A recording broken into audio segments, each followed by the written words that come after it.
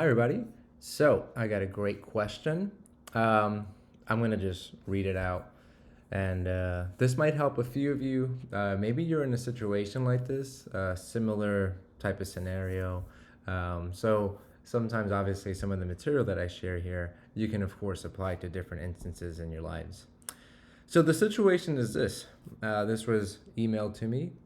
If someone has a need for consideration or respect in a situation with another person, is there a way for that person to get their needs met without the other person doing what they want?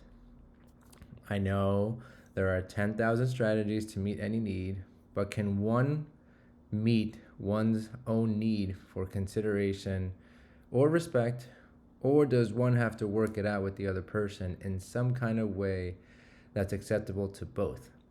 This is a great question, and I think it brings up a few things to talk about briefly. First of all, yes. And yes, um, there are ways, for me to figure out how to get consideration and respect without the other person having to do anything. And I actually think that that's what the beauty is to this work. Because I think before coming to NVC, to understanding the idea of needs, I was really tied to the idea that somebody had to do something in order for my needs to be okay. And that is what we are changing here. Now, when it comes to, let's just put this out there, when it comes to dealing with someone else who is maybe expecting that, they're expecting respect or consideration in a specific way, well, what I can do as a practitioner of, needs based connecting, right, or understanding, right? This is how we can relate to one another through this idea of needs. What I can do as a practitioner of this is that I can bring the focus back to what's going on for that person who wants me to do something that they want, in order to experience consideration or respect. And that is where I personally really think this idea of being able to, I kind of think of one of Marshall's quotes, Marshall Rosenberg, the creator of nonviolent communication, where he has a lot of great quotes, but one of them that stands out for me is, we are not just listening for somebody's words, but we're listening for what's going on behind that person's words.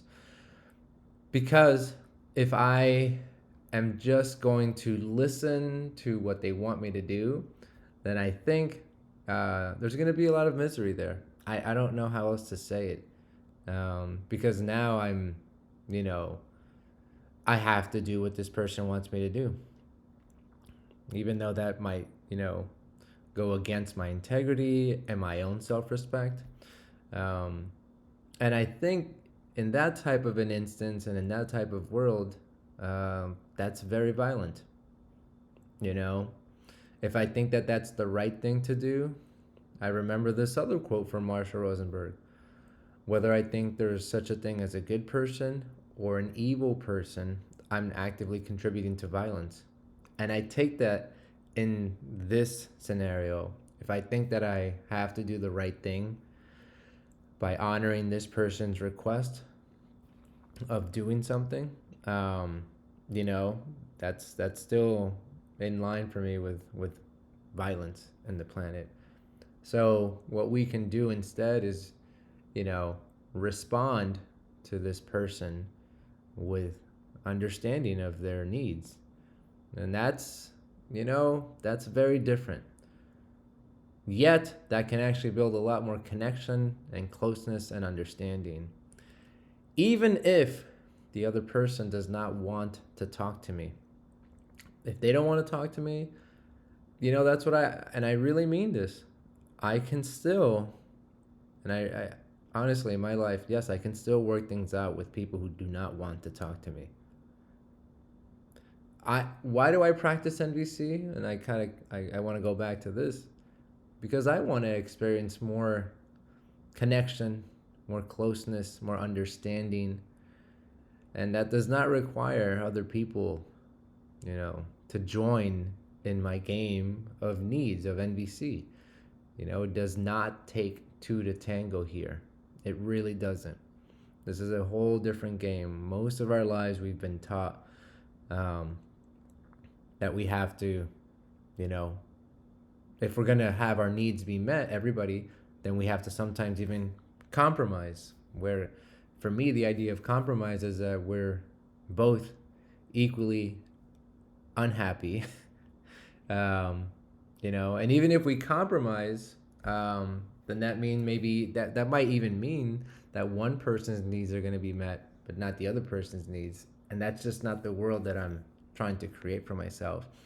So the other thing, and I will finish off with this, is the idea of, do needs conflict? Because maybe, let's say, I don't want to do something that the other person wants me to do or they're expecting me to do. Um, right? So does my need for integrity, autonomy, choice conflict with this other person's needs for consideration, respect, right? So, and I bring up the scenario, imagine that I get home, right, at the same time as my partner, and I tell my partner, whoa, I just had the longest day ever, and I would love to have some connection and some comfort. I would love to just, sit down and maybe just have some nurturing together. And my partner says, well, Antonio, I just had the longest day ever, and I really need to go ahead and connect with friends, and I have a friend meeting. I'm gonna go to the restaurant. We already made reservations, so I'm gonna leave. So you would think our needs are in conflict. I want connection, nurturing, closeness. My partner wants friendship, right? Fun. So you might think that our needs are in conflict. Here's the thing. Needs do not conflict. Strategies conflict. And so, if you think about this scenario, and even the scenario of, somebody wanting consideration and somebody else wanting choice and, integrity. So in my scenario, I want nurturing and care and closeness. So yes, I have ways to take care of that. I can hang out with my cat. I can call a friend. I can play a video game with my friend, right? I could even have a really nice night with myself, maybe put on one of my favorite movies, order in, have some candles, right? And my partner's gonna have their needs taken care of. And so, if we really think about it, yes, we can. The thing about it, right, we can figure out ways to get our needs met, right? So yeah, just like it was written to me, like there's maybe 10,000 ways. Well, again, that's a figure of speech to say, like, hey, it's really a matter that we want our needs to be met with people. We are people. We're humans. It's just very different than having to get them met by a specific person or in a specific way.